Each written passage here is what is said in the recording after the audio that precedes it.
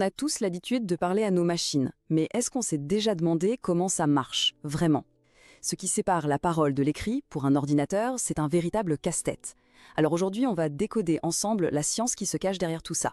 On va voir comment les ordinateurs arrivent à comprendre et même à générer la voix humaine. C'est un voyage au cœur du pont fascinant entre le mot qu'on écrit et le son qu'on entend, et c'est la base de toute l'IA vocale. Alors voilà le programme. On va commencer simple, avec la différence entre l'oral et l'écrit. Après ça, on plonge dans les briques de base du langage. Ensuite, on s'attaque aux gros morceaux, comment les machines font le lien entre un son et son orthographe. Et puis, on ira voir ce qui se fait de plus pointu dans la recherche avant de rêver un peu à l'avenir de la voix. Allez, c'est parti. Bon, rentrons tout de suite dans le vif du sujet. Le problème numéro 1, vraiment le cœur du réacteur pour toute technologie vocale, c'est cet écart, ce fossé énorme entre la façon dont on écrit une langue et la façon dont on la parle. C'est un obstacle de taille pour les machines, un obstacle qu'on a tendance à oublier. Regardez cette phrase toute simple en anglais, « I read the book ». Là, comme ça, à l'écrit, impossible de savoir. Est-ce que l'action se passe maintenant, au présent, ou est-ce que c'était hier, au passé? C'est la même orthographe. La seule chose qui nous sauve, c'est la prononciation, le son. On dit « I read » pour le présent et « I read » pour le passé. L'écrit, tout seul, est complètement dans le flou. Et ça continue. Regardez cet autre exemple, c'est un classique.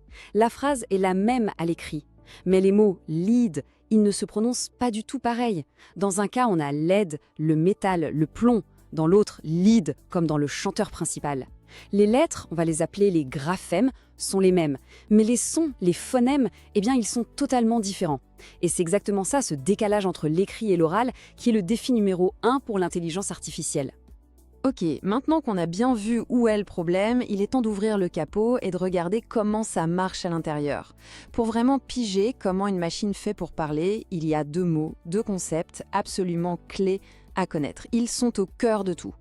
Le premier de ces concepts, c'est le phonème. Qu'est-ce que c'est? C'est tout simplement la plus petite brique de son qui peut changer le sens d'un mot.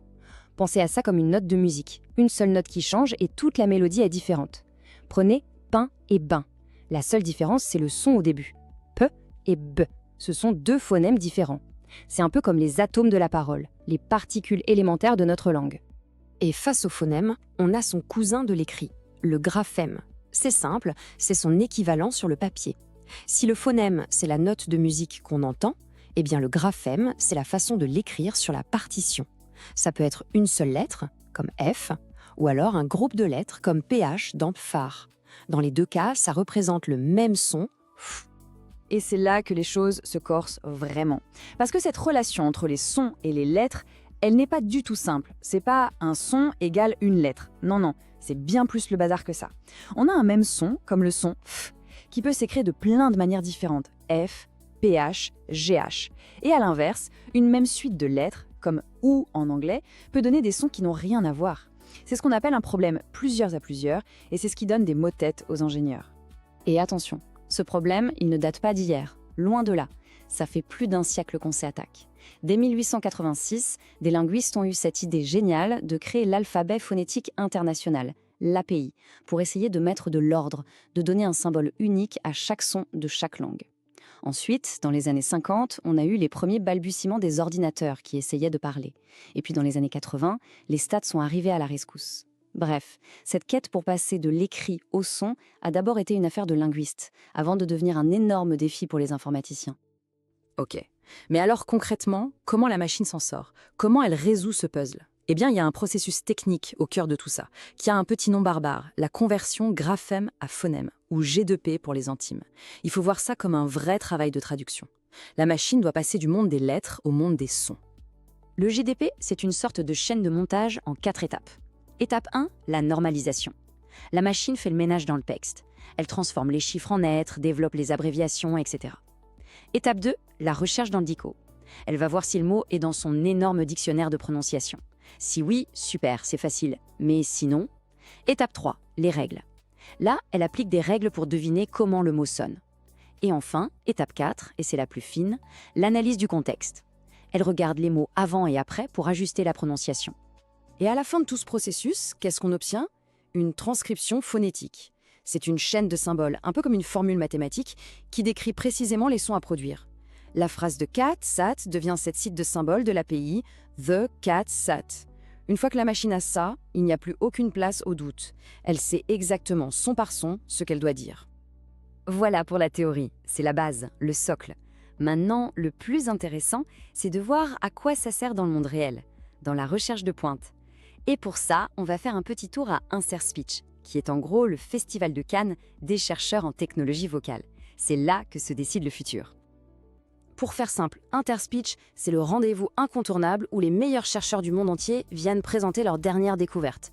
C'est là que ce qu'on vient de voir, ces concepts un peu théoriques, prennent vie sous forme d'applications qui peuvent être révolutionnaires. Et les domaines de recherche, ils sont incroyablement variés. On parle de créer des voix de synthèse plus vraies que nature, de reconnaître qui parle dans une pièce bruyante, mais aussi de choses plus surprenantes, comme analyser la voix pour diagnostiquer des maladies, ou encore débusquer les deepfakes audio. C'est immense! Mais le point commun à tout ça, la fondation sur laquelle tout repose, c'est toujours cette relation entre les sons et les lettres. Prenez ce projet par exemple. Le titre est un peu technique, mais l'idée est folle. Synthétiser de la parole à partir des signaux des muscles du cou. En gros, un collier qui lit dans les pensées vocales de la personne. On ne passe même plus par la bouche ou les cordes vocales. Mais au final, le problème de base est le même. Il faut bien transformer ce signal électrique en une suite de phonèmes bien propres pour que la machine puisse les prononcer. Autre exemple, côté sécurité cette fois. Spoof diarisation. Derrière ce nom se cache un enjeu crucial, détecter les faux. Mais attention, pas juste dire cet audio est un faux. Non, l'objectif c'est de dire de telle à telle seconde, la voix a été clonée, mais le reste est authentique. Pour faire ça, il faut une analyse au niveau du phonème, une analyse microscopique du son pour trouver la moindre petite anomalie. Et la liste est longue. On parle de repérer les signes avant-coureurs d'Alzheimer grâce à des micro-hésitations dans la parole, des changements de prononciation si subtils qu'une oreille humaine ne les capterait jamais, ou encore d'aider des gens à apprendre une langue étrangère en corrigeant leur prononciation avec une précision redoutable. Toutes ces applications, elles sont possibles parce que la machine ne fait pas qu'entendre, elle analyse le son, phonème par phonème. Bon, on arrive à la fin de notre parcours. On a vu ensemble les fondations, comment les machines apprennent à jongler avec les lettres et les sons pour parler. Mais alors, c'est quoi la suite? Quel est le prochain grand défi? Si on devait résumer tout ça en une seule idée, ce serait celle-là. Le pont entre l'écrit et l'oral, entre les graphèmes et les phonèmes, c'est la pierre angulaire. C'est le mécanisme de base qui permet à toutes les technologies vocales d'exister. Sans cette traduction, pas d'assistant vocal, pas de GPS qui parle, pas de dictée automatique. Tout s'effondre.